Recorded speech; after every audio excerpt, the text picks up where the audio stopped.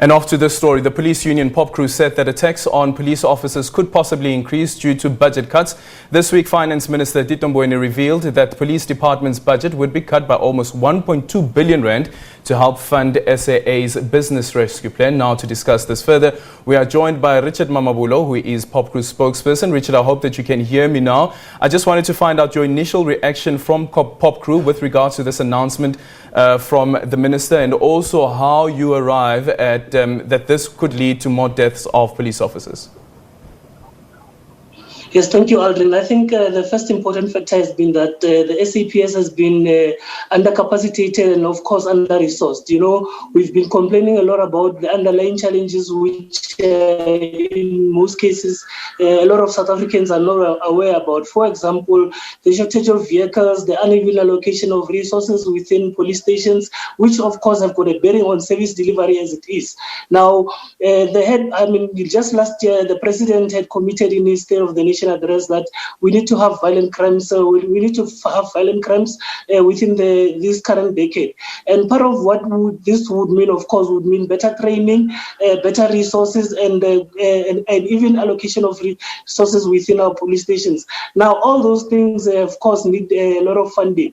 We've got currently 191,000 police officers who have to look after population of 56 million. That is 64,000 short of the UN policing ratio. So we needed to obviously deal with all these challenges in order for us to meet the regular targets, but also to decrease the levels of crime and violence that is currently happening within the country. So any budget cut, of course, would limit all those necessary interventions. That is why we're saying that it will lead to lesser training. And of course, I think you would have been aware that over the years, there's been challenges around the funding of training as well within the SAPS.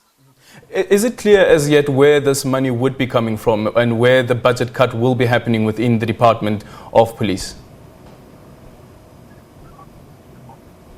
I couldn't get that, sorry? I'm asking, is it clear as yet where exactly this money would be coming from? Which departments within the police service will be taking budget cuts? Look, it is not yet clear, but I think all aspects, not only in the SAPS, of course, within the criminal justice cluster, there are shortages everywhere. So it's not quite clear where the money will be coming from, but we know for sure that it will have a negative impact on policing in general, especially around training, because obviously there's a call for professionalization of police. And of course, in ensuring that happens, we also need a lot of money for training, which has been obviously short for some time already. So that is a problem which we think would obviously be exacerbated. So you mentioned that President Cyril Ramaphosa has announced, this was now last year, that he wants to reduce violent crime by at least 50%. But also last year in August, it was the same SABC who went to the Portfolio Committee on Police that said that National Treasury had instructed them to cut their budget by at least 5 billion rand. This is now for the 2021 financial year, and 6.5 billion rand. This is for the 2021 and 2022 financial year. Wasn't the red flag there already? And this was even before SAA became such a stumbling block.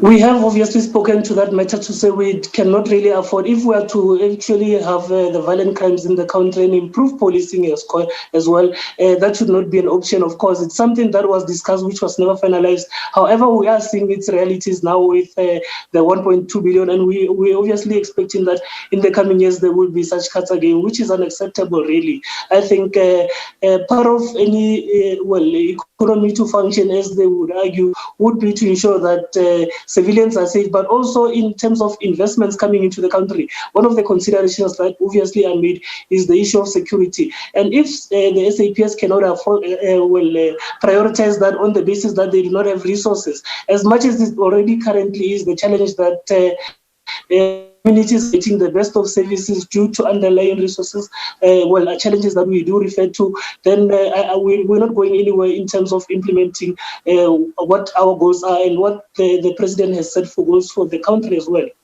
And you do indicate as well that this is not just about the police, but it's about the criminal justice system in its entirety. But then on the other end, you also have the South African National Defence Force, and over the past few years they have been complaining, this is now the Minister of Defence, Nosiviwe Mapisa-Nqakula, around the budget cuts that even the Defence Force is experiencing.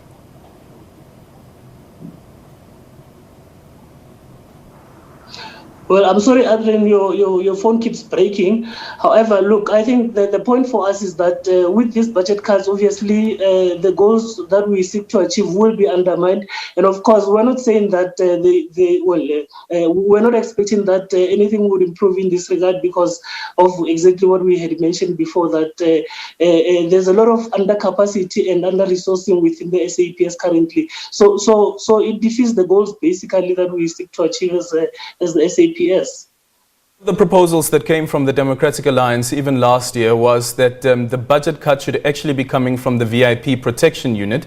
What's your take on that as Popcru?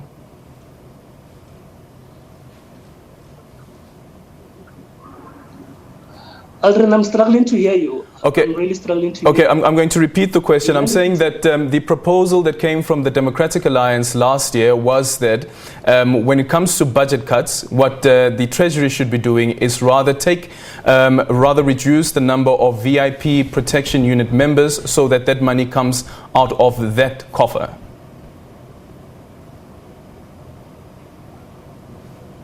Look, that's another possible way, of course, to reduce costs wherever they are not really that important. But of course, even though they can cut down on those budgets, it still would not be enough to actually address the current challenges we are facing in the country.